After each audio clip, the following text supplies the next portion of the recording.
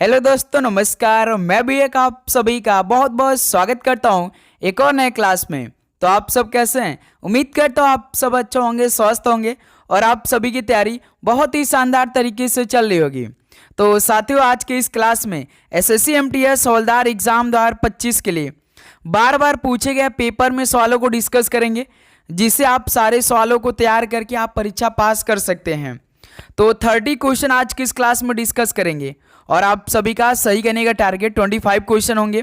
तो साथ ही इस क्लास में जीके, इंग्लिश, मैथ और रीजनिंग के सवाल होंगे, यानी जो एसएससी एमटीएस हवलदार 2025 के ऑफिशियल पेपर में सवाल पूछे जाएंगे, यानी चारों विषय से सवाल पूछे जाएंगे। उन्हीं चारों विषय के सवाल आज की इस क्लास में डिस्कस करेंगे और साथ ही एसएससी के नए पैटर्न में सारे सवाल होंगे। तो ये क्लास आपके लिए अति महत्वपूर्ण होने वाला है और आप सितंबर के आखिरी तक एमटीएस और हवलदार का पेपर देने वाले हैं।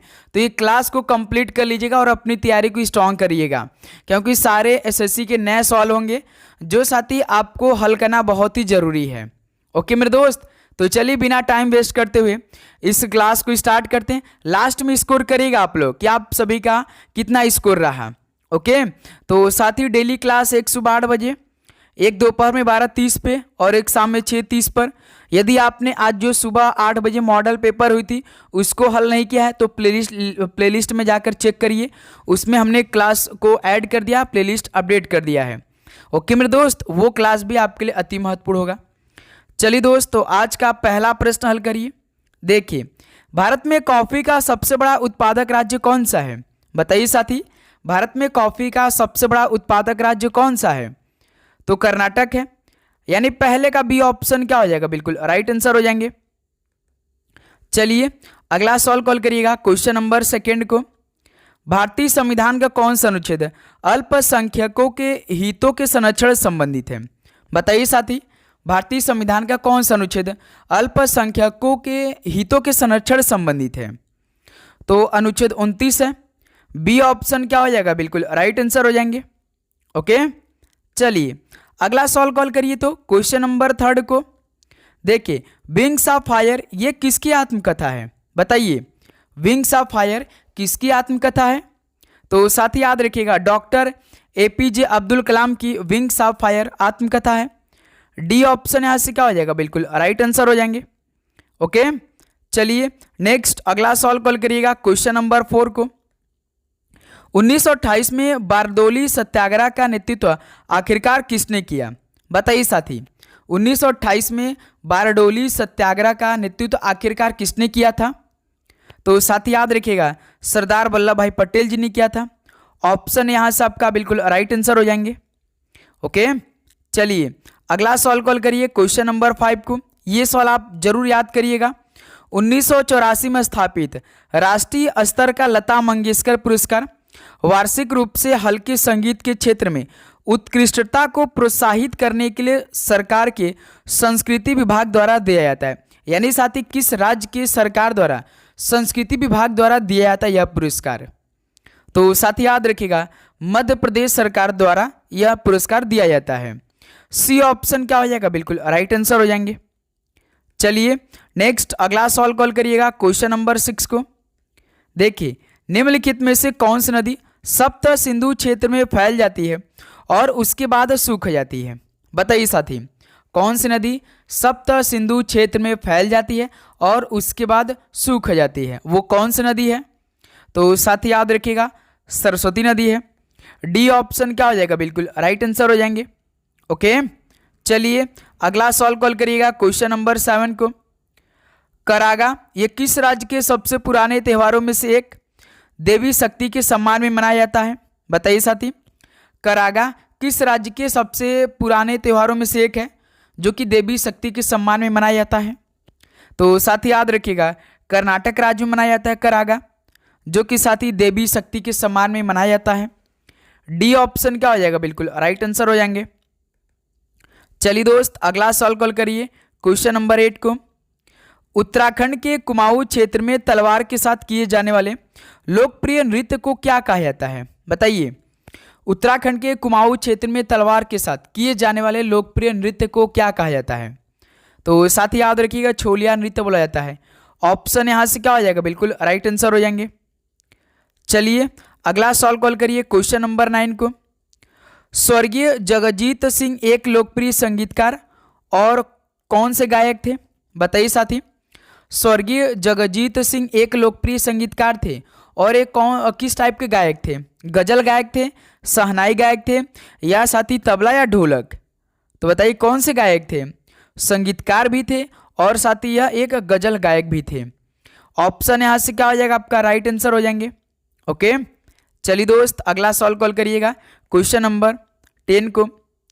पीन घाटी राष्ट्रीय उद्यान कहाँ स्थित है, बताइए साथी। पीन घाटी राष्ट्रीय उद्यान किस राज्य में स्थित है, तो साथी याद रखिएगा हिमाचल प्रदेश में स्थित है। ऑप्शन सी क्या हो जाएगा, बिल्कुल परफेक्ट आंसर हो जाएंगे। चलिए दोस्त अगला सॉल्व कॉल करिए क्वेश्चन नंबर 11 को। Select the most appropriate antonym of the underline word, यानी साथी आप सभी को एंटोनिम बताना है लेकिन अंडरलाइन वर्ड का। जैसे अंडरलाइन क्या दिया भाई, ऑनेस्ट, यानी ऑनेस्टी का साथी आप सभी को क्या बताना है, विलोम शब्द बताना है। ऑनेस्टी का मतलब क्या होता है, ये तो सभी को मालूम है भाई, क्या होता है मेरे दोस्त, ईमानदारी होता है। तो जस्ट इसका उल्टा क्या हो जाएगा, विकेडनेस हो जाएगा भाई। अब विकेडनेस का मतलब क्या होता है, यदि साथी हम विकेडनेस की बात करेंगे तो दुष्टता होता है, या साथी आप बोल सकते हैं बुराई भी होता है भाई। तो पहला ऑप्शन बिल्कुल राइट आंसर हो जाएंगे। जो साथी आपका प्रॉबिटी दिया है, रेक्टिट्यूड दिया है और इंटीग्रिटी दिया है, ये क्या है भाई, ये सिनोनिम्स है। वो भी सिनोनिम्स किसके हैं भाई, ये ऑनेस्टी के। क्योंकि साथी जो आपका प्रॉबिटी होता है, रेक्टिट्यूड होता है, इंटीग्रिटी होता है, ये साथी ना अच्छे गुणों को दर्शाते हैं, अच्छे गुणों को दर्शाते हैं। ऑनेस्टी क्या है, एक अच्छा गुण है भाई। तो जस्ट इसका सिनोनिम्स हो जाएगा। तो ध्यान दीजिएगा साथी, सिनोनिम्स भी याद करते चले, क्योंकि आपके पेपर में लगभग 5 से 6 सवाल आपके पेपर में एंटोनिम और सिनोनिम्स पूछे जाएंगे। तो इस सवाल का ऑप्शन है राइट आंसर हो जाएंगे। चलिए अगला सॉल्व कॉल करिएगा क्वेश्चन नंबर 12 को। देखिए, select the option that can be used as a one word substitute for the given group of words, यानी साथी यहाँ पे सेंटेंस दिया है, इसको समझना है, पढ़ना है, आपको एक शब्द में बताना है, यानी अनेक शब्दों के लिए एक शब्द। जैसे सेंटेंस क्या दिया है, a room in a hospital used specially for sun bathing और थेरापेटिक एक्सपोजर टू लाइट। इसका मतलब साथी अस्पताल में एक कमरा जो विशेष रूप से धूप सेकने या प्रकाश के चिकित्सकों को संपर्क के लिए उपयोग किया जाता है। बताइए साथी राइट आंसर क्या होगा, आप जानते हैं भाई। जैसे कि क्या दे रखा है, पहला ऑप्शन सैनाटोरियम। सैनाटोरियम का मतलब होता है साथी एक स्वास्थ्य केंद्र, या आप बोल सकते हैं कि एक अस्पताल होता है। सैनाटोरियम का मतलब होता है एक अस्पताल होता है या स्वास्थ्य केंद्र हो सकता है। तो ये तो पहला ऑप्शन होगा नहीं। सोलेरियम का मतलब क्या होता है साथी, सोलेरियम का मतलब होता है वह कमरा होता है जहाँ पे साथी धूप सेका जाता है, या उपचार के लिए प्राकृतिक या आपका कृत्रिम प्रकाश दिया जाता है। तो यही तो ऑप्शन बी हो जाएगा भाई, यही तो बी ऑप्शन आपका बिल्कुल परफेक्ट आंसर हो जाएंगे। ये बात याद रखिएगा साथी, ये सवाल महत्वपूर्ण है। और हम साथी प्लानिटेरियम की बात करेंगे तो इसका मतलब क्या होता है, जो ग्रहों और तारों के मंडल को देखने का स्थान होता है उसे हम क्या बोलते हैं, प्लानिटेरियम बोलते हैं। ग्रहों और तारों के मंडल को देखने का स्थान होता है प्लानिटेरियम। और पोडियम का मतलब होता है साथ एक मंच होता है जहाँ पे लोग भाषण देते हैं। पोडियम का मतलब क्या होता है, आपका एक मंच होता है जहाँ से लोग अपना भाषण देते हैं, जैसे नेता लोग होते हैं। ओके चलिए दोस्त अगला सॉल्व कॉल करिए क्वेश्चन नंबर 13 को। देखिए, select the most appropriate meaning of the given idiom. Idiom यानी मुहावरा का साथी आप मीनिंग बताइए क्या होगा। It's raining cats and dogs, इसका मतलब साथी it's raining cats and dogs, बहुत तेज बारिश होना, बहुत तेज बारिश होना। इसका मतलब साथी इट्स रेनिंग वेरी हैवली, यानी इस सवाल का बी ऑप्शन मेरे दोस्त बिल्कुल परफेक्ट आंसर हो जाएंगे। बहुत तेज बारिश होना, इट्स रेनिंग वेरी हैवली हो जाएगा आपका बिल्कुल परफेक्ट आंसर। जैसे साथी the rain is very light का मतलब इसका जस्ट अपोजिट मीनिंग देता भाई, यानी बहुत धीरे बारिश होना भाई। ओके ये बात याद रखिएगा। और साथी it's a perfect day for a picnic, तो जस्ट इसका अपोजिट है भाई, it's raining cats and dogs का जस्ट अपोजिट क्या है आपका, it's perfect day for a picnic है। ओके ये बात याद रखिएगा मेरे दोस्त। चलिए अगला सॉल्व कॉल करिएगा क्वेश्चन नंबर 14 को। तो अब साथी यहाँ से आप सभी को कुछ मैथ के सवाल मिलेंगे। जैसे देखिए, एक व्यक्ति ने एक वस्तु को ₹500 में खरीदा और ₹600 में बेच दिया, तो इसका लाभ प्रतिशत ज्ञात करिए। भाई आपके ही पेपर का सवाल है ये, हम कहीं दूसरे सवाल नहीं करा रहे हैं, आपके 2024 में जो सवाल पूछा गया था उसी का सवाल है ये। तो देख सकते हैं साथी। चलिए हल करिए, कितना आपका प्रॉफिट हो रहा है। यदि आप कोई सामान 500 का खरीद रहे हैं और 600 में बेच रहे हैं तो आपको कितने का प्रॉफिट होगा, कमेंट करके बताइए। तो फटाफट हल करिए। सर जी कोई सामान यदि हम 500 का खरीद रहे हैं और घर जाकर उसे हम 600 में बेच दिए, तो यहाँ पे तो सर जी हमें 100 रुपये का लाभ हुआ। किससे हुआ, ये जो हमने 500 से खरीदा मल्टीप्लाइड बाई 100 हो जाएगा। यानी साथी 1 0 1 0 डबल 0 कट जाएगा। 5 का भाग साथी 100 में देंगे तो कितना होगा, 20% हो जाएगा।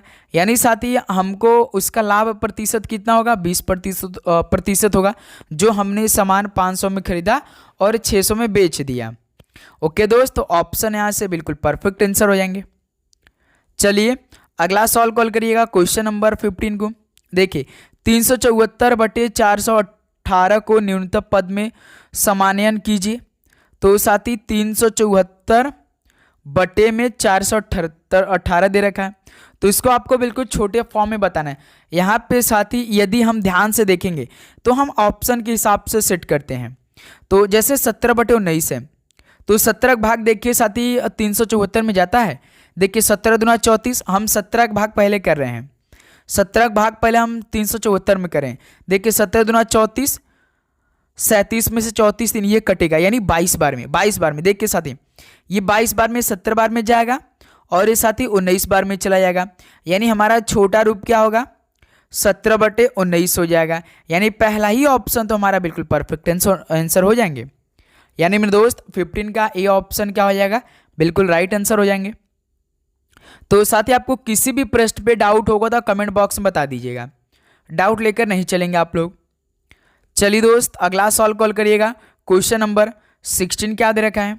जैसे रीजनिंग के सवाल है, एक निश्चित गुण भाषा में सी इज इंटेलिजेंट को ले में रे के रूप में लिखा जाता है और सी इज स्टूडियस को रे डे में के रूप में लिखा जाता है। इसी गुण भाषा में स्टूडियस को कैसे लिखा जाएगा। चलिए साथी इस सवाल का राइट आंसर दीजिए मेरे दोस्त। जैसे साथी हमसे क्या पूछा है, स्टूडियस का पूछा है। स्टूडियस का मतलब साथी आपको कोड बताना है ना। अब हम पहले जब सिंगल पूछता तो कॉमन चेक करते हैं, दोनों में पहले देखते हैं क्या कॉमन है, जो हमसे पूछा उसी को कॉमन चेक करते हैं। जैसे साथ देखिए सी इज इंटेलिजेंट, इसमें तो भाई स्टूडियस है नहीं, स्टूडियस तो साथी केवल इसमें है, सी इज स्टूडियस। यानी हमारा जो कोड होगा साथी इसमें होगा, जो REDEME दिया है। तो हम साथी इसमें क्या दिमाग लगाएंगे, एलिमिनेशन मेथड दिमाग लगाएंगे। जैसे साथी एली है पहला आपका, जैसे सीज इंटेलिजेंट है तो इसका कोड क्या है, एली है, यमी है और RE है। फिर नेक्स्ट जो साथी है सीज स्टूडियस, इसका कोड देखिए क्या है साथी, RE है, फिर मेरे दोस्त DE है और उसके बाद ME है। तो अब साथी हमसे देखिए स्टूडियस का पूछा है ना, स्टूडियस का पूछा है, तो ध्यान दीजिएगा। तो साथी जिसमें स्टूडियस होगा हमारा उसी में आंसर होगा, यानी हमारा आंसर इसमें होगा REDEME, क्योंकि इसी में देखिए सीज स्टूडियस में इसका कोड यही हमने लिखा भाई, देखिए ध्यान से। तो इसमें हम क्या दिमाग लगाएंगे, एलिमिनेशन मेथड का। देखिए जैसे साथी ME इसमें है तो ME इसमें भी है, और साथी RE इसमें है, RE इसमें है, तो हमारा बचा क्या, हमारा सिंगल बचा, देखिए D बचा, इसमें स्टूडियस में D है भाई, देखिए D बचा, तो स्टूडियस का कोड क्या होगा, D हो जाएगा, जो कि साथी बी ऑप्शन परफेक्ट आंसर हो जाएंगे। ध्यान दीजिएगा साथी ये एलिमिनेशन मेथड है। जैसे मेरे दोस्त हमसे स्टूडियस का पूछा था तो तुरंत हमने पहले कॉमन चेक किया, कॉमन दोनों मिला नहीं क्योंकि केवल एक ही में स्टूडियस है, तो हमारा आंसर तो इसी में होगा भाई, इसी में होगा। तो हमने क्या किया, एलिमिनेशन मेथड लगा दिया।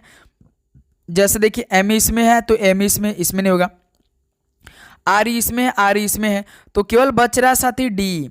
तो स्टूडियस का कोड क्या होगा मेरे दोस्त, स्टूडियस का कोड मेरे दोस्त आपका DE हो जाएगा। तो यही बी ऑप्शन परफेक्ट आंसर हो जाएंगे। ओके, तो ऐसे सवाल आप हल करेंगे जब साथी सिंगल दे, दोनों में कॉमन नहीं मिलेगा आपको। चलिए दोस्त, अगला सवाल कॉल करिए तो क्वेश्चन नंबर 17 को देखिए। एक निश्चित कूट भाषा में मोंग को 1 2 3 8 के रूप में कूटबद्ध किया गया है और होंग को 8 3 2 6 के रूप में कूटबद्ध किया गया है। उस भाषा में एच के लिए कूट क्या है? चलिए साथी देखिए, इसमें भी साथी सेम सवाल पूछा है। जैसे साथी इसमें क्या दिया है, देखिए यम ओ एन के है, मोंग में 4 अक्षर हैं तो 4 अलग अलग नंबर कोड दिया गया है, 1 2 3 8। उसके बाद साथी होंग दिया है, एच ओ एन के होंग है, तो इसके लिए भी भाई 4 अक्षर कोड दिए गए हैं, 8 3 2 6। तो पूछा है साथी यच, तो पहले तो हम यच कॉमन देखें क्या दोनों में कॉमन है। तो देखिए मोंग में तो साथी यच है नहीं, यच तो केवल होंग में है, तो अब साथी देखिए कॉमन नहीं मिला। तो इसमें हम कौन सा मेथड इस्तेमाल करेंगे? Elimination method. और एलिमिनेशन मेथड किस में होता है? जो कोड हुआ होता है उसी में साथी, और जिसमें यच होगा उसी में हमारा आंसर होगा, यानी होंग में हमारा आंसर होगा। जैसे देख के साथी इसमें 2 है मोंग में और होंग में भी 2 है, तो यच का 2 कोड नहीं होगा क्योंकि एलिमिनेट हमने कर दिया। फिर देखिए 3 इसमें भी है, 3 इसमें भी है, 8 साथी इसमें भी, 8 इसमें है, तो होंग में बचा केवल 6। हमने आपको बताया था जिसमें यच होगा उसमें हमारा आंसर होगा, होंग में केवल 6 है तो यही हमारा आंसर हो जाएगा। यानी साथी इस सवाल का पहला ऑप्शन राइट आंसर हो जाएंगे, यच का कोड 6 हो जाएगा। ओके मेरे दोस्त, तो ऐसे सवाल हल करेंगे आप लोग। चलिए दोस्त, अगला सवाल कॉल करिए क्वेश्चन नंबर 18 को देखिए। यदि 30 पुस्तकों का क्रय मूल्य 20 पुस्तकों के विक्रय मूल्य के बराबर है तो लाभ प्रतिशत ज्ञात करें। चलिए साथी इस सवाल का राइट आंसर आप बताइए, क्या बनेगा इस सवाल का? बिल्कुल परफेक्ट आंसर है, फटाफट बताइए साथी। तो देखिए साथी 30 पुस्तकों का क्रय मूल्य दे रखा है, यानी 30 पुस्तकों का मतलब गुणा होता है, क्रय मूल्य यानी साथी सीपी होता है। ये साथी 20 पुस्तकों के विक्रय मूल्य यानी सेलिंग प्राइस के बराबर है। जब साथी ये बराबर है तो इसको हम काट सकते हैं, कोई संख्या उठाइए दोनों को काटिए बिल्कुल same.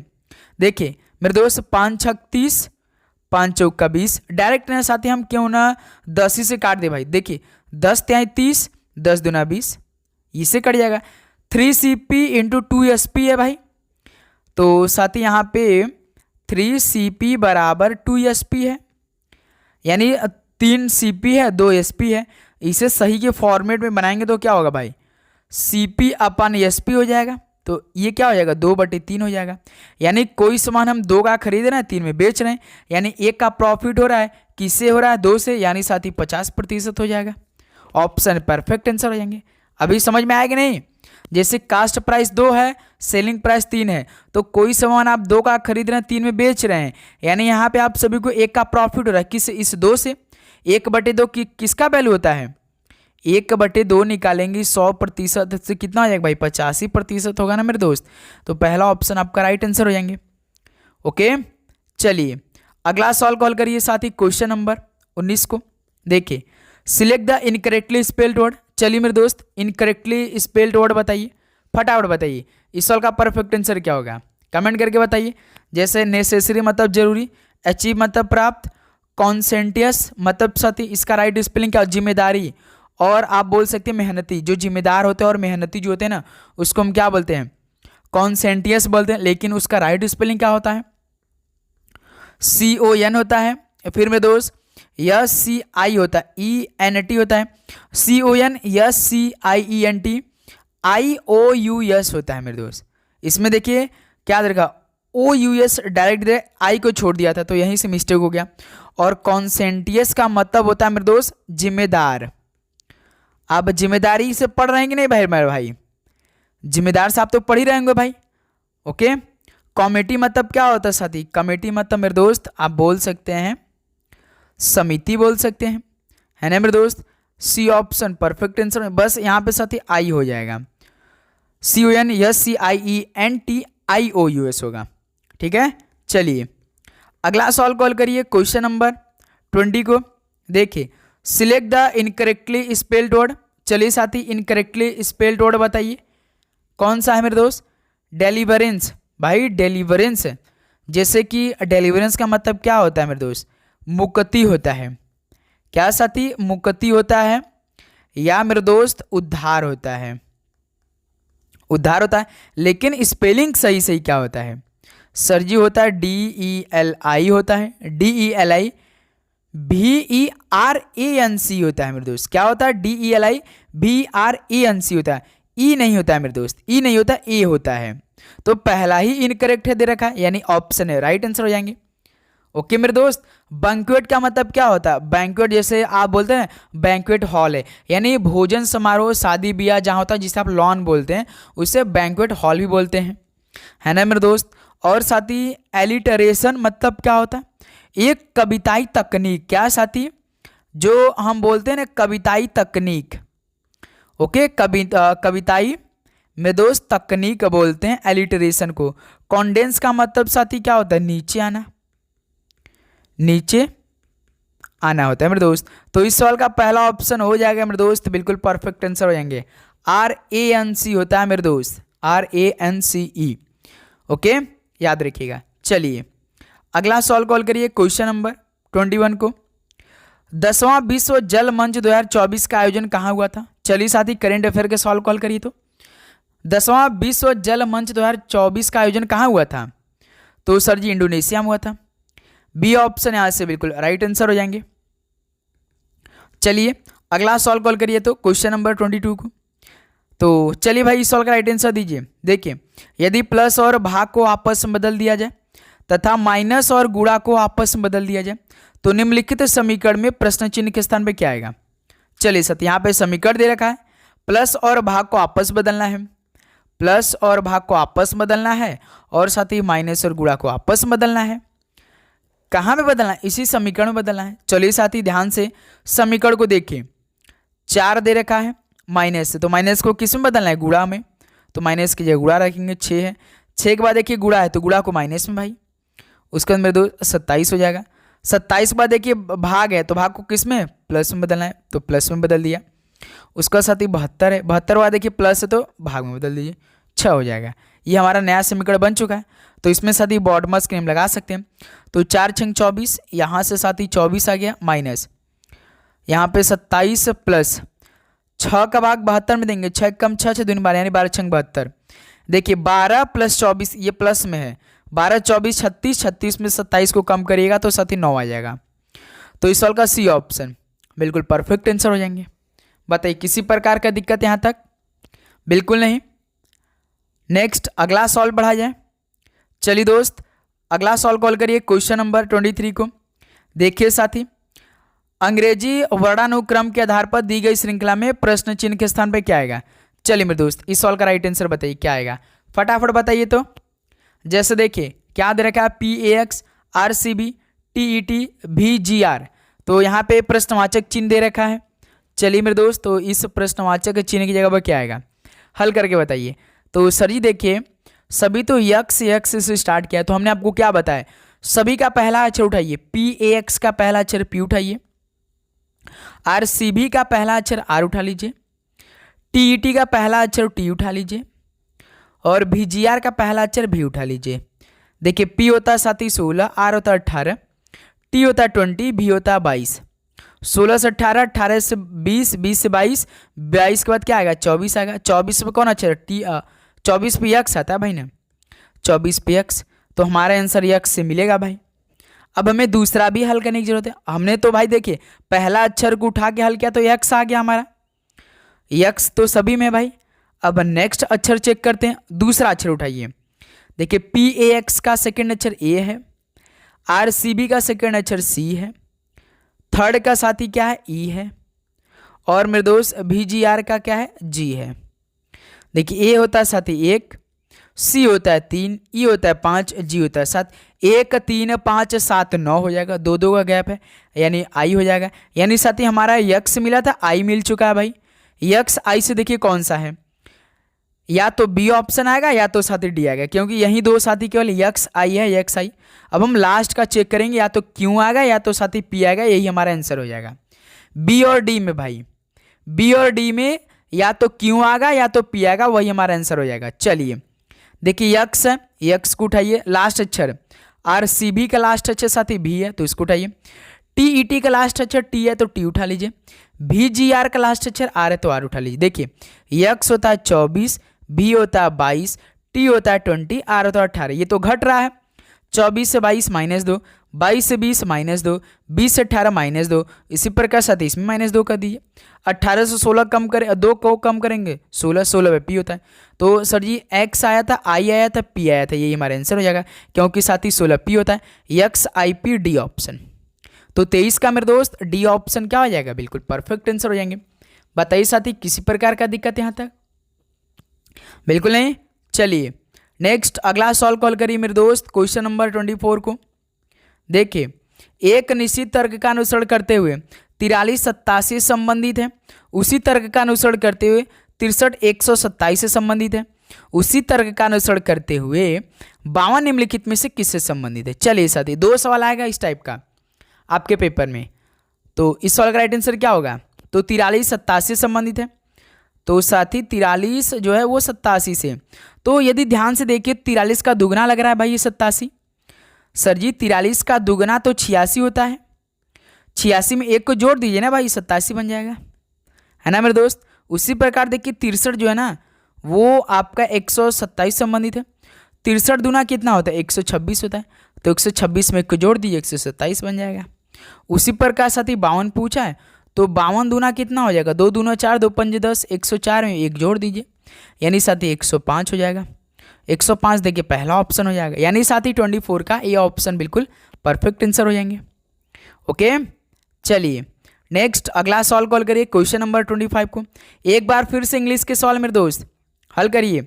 In the following sentence the underlined part contains an error, select the correct alternative. यानी साथी जो ये अंडरलाइन है ये गलत है, इसको आपको सही करना है। It is very hottest over air, बताइए साथी। यहाँ पे साथी ना ध्यान से देखिए तो इट इज वेरी हॉटेस्ट, यहाँ पे हॉटेस्ट गलत प्रयोग हुआ है भाई, क्योंकि साथी हॉटेस्ट पहले से ही क्या है, ये सबसे गर्म है। हॉटेस्ट का मतलब सबसे गर्म है, इसका मीनिंग देता है साथी ना जोड़ना, वेरी जोड़ना, वेरी देता है। ओके तो ये ग्रामेटिकली मिस्टेक है। ओके यहाँ पे साथी क्या होना चाहिए, it is hotter over here. यहाँ पे हॉटेस्ट की जगह साथी क्या होना चाहिए था, हॉटर होना चाहिए था, हॉटेस्ट नहीं भाई हॉटर होना चाहिए। ओके याद रखिएगा, तो पहला ऑप्शन ठीक होगा, हॉटेस्ट की जगह हॉटर होगा। ओके मेरे दोस्त ये बात याद रखिएगा। चलिए दोस्त अगला सॉल्व कॉल करिए, क्वेश्चन नंबर 26 को। देखिए क्या दे रखा है, select the most appropriate synonyms of the underline word. तो साथी रिलक्टेंट का सिनोनिम्स बताइए। रिलक्टेंट अंडरलाइन सिनोनिम्स पूछा है, तो रिलक्टेंट का मतलब क्या होता है बताइए साथी। जो साथी काम करने अनिच्छुक होता है, जिसे हम वो काम करने में बिल्कुल इच्छुक नहीं अनिच्छुक होता है, जिसका काम करने मन नहीं लगता। ओके मेरे दोस्त उसको क्या बोलते हैं, अनिच्छुक बोलते हैं। ओके तो बताइए इसका सिनोनिम्स क्या होगा, बताइए कमेंट करके तुरंत फटाफट बताइए, टाइम यहाँ पे नहीं है साथी। हैप्पी मतलब क्या वो साथी खुश है, या हेजिटेंट होगा, बिल्कुल साथी हेजिटेंट हो जाएगा। हेजिटेंट का मतलब क्या होता है मेरे दोस्त, आपका हिचकिचाना होता है, अनिच्छुक होता है। ओके ये बात याद रखिएगा। और साथ ही डिस्पोज का मतलब क्या होता है, डिस्पोज का मतलब रुचि रखने वाला। क्या मेरे दोस्त, रुचि रखने वाला होता है मेरे दोस्त, ये बात याद रखिएगा। ईगर मतलब क्या होता है, उत्सुक होता है। क्या होता है मेरे दोस्त, ईगर मतलब उत्सुक होता है। तो इस सवाल का मेरे दोस्त ध्यान दीजिएगा, बी ऑप्शन हेजिटेंट हो जाएगा। ओके चलिए नेक्स्ट अगला सवाल कॉल करिएगा, क्वेश्चन नंबर 27 को। देखिए साथी क्या दे रखा है, correct the underline part of the sentence the rabbit run fastly. बताइए साथी, द रैबिट रन्स फास्टली इसका मतलब साथी भाई देखिए फास्टली जो है ना वो आपका इंग्लिश में गलत वर्ड है। यहाँ पे साथी अंडरलाइन फास्टली दिया है, तो इसी का हमको बिल्कुल सही पूछा है। तो फास्टली मतलब होता है साथी इंग्लिश में गलत वर्ड है। फास्ट एक क्या है साथी, जो आपका फास्ट क्या है, एक साथी यह एडवर्ब है। क्या मेरे दोस्त, एडवर्ब है। तो एडवर्ब भी है जिसका मीनिंग है तेज। तो सही वाक्य यहाँ पे क्या होना चाहिए, कोई बता सकता है? The rabbit very fast, the rabbit very fast होना है मेरे दोस्त। क्या वेरी फास्ट होना चाहिए मेरे दोस्त। तो इस सवाल का देखिए डी ऑप्शन होगा। फास्टली की जगह क्या होगा, फास्ट होगा, सिंपल सा। डी ऑप्शन परफेक्ट आंसर हो जाएंगे। ओके, याद रखिएगा। चलिए दोस्त, अगला सवाल कॉल करिएगा। क्वेश्चन नंबर 28 क्या दे रखा है, देखिए साथी। Select the most appropriate meaning of the given word. Improbable का अप्रोप्रिएट मीनिंग बताइए साथी, क्या हो जाएगा। जैसे इम्प्रॉबेबल का मतलब होता साथी असंभव। क्या होता है मेरे दोस्त, असंभव होता है। असंभव होता है या तो साथी संभावना कम होना।